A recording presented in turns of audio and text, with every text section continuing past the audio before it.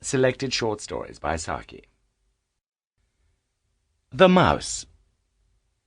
Theodoric Vola had been brought up from infancy to the confines of middle age by a fond mother, whose chief solicitude had been to keep him screened from what she called the coarser realities of life. When she died, she left Theodoric alone in a world that was as real as ever, and a good deal coarser than he considered it had any need to be.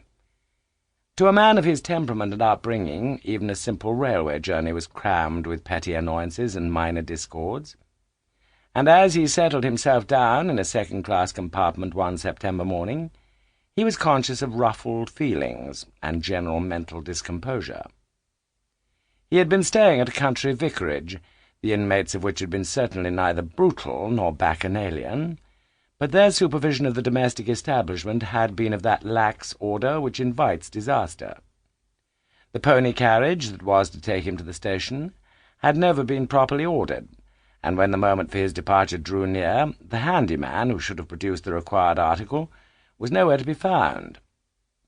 In this emergency, Theodoric, to his mute but very intense disgust, found himself obliged to collaborate with the vicar's daughter in the task of harnessing the pony, which necessitated groping about in an ill-lighted outhouse called a stable, and smelling very like one, except in patches where it smelt of mice.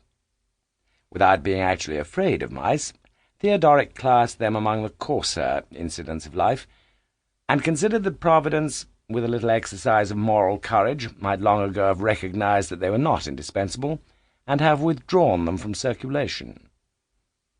As the train glided out of the station, Theodoric's nervous imagination accused himself of exhaling a weak odour of stable-yard, and possibly of displaying a mouldy straw or two on his usually well-brushed garments.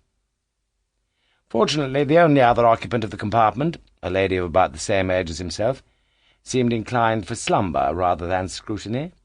The train was not due to stop till the terminus was reached, in about an hour's time, and the carriage was of the old-fashioned sort that held no communication with a corridor. Therefore no further travelling companions were likely to intrude on Theodoric's semi-privacy. And yet the train had scarcely attained its normal speed before he became reluctantly but vividly aware that he was not alone with the slumbering lady.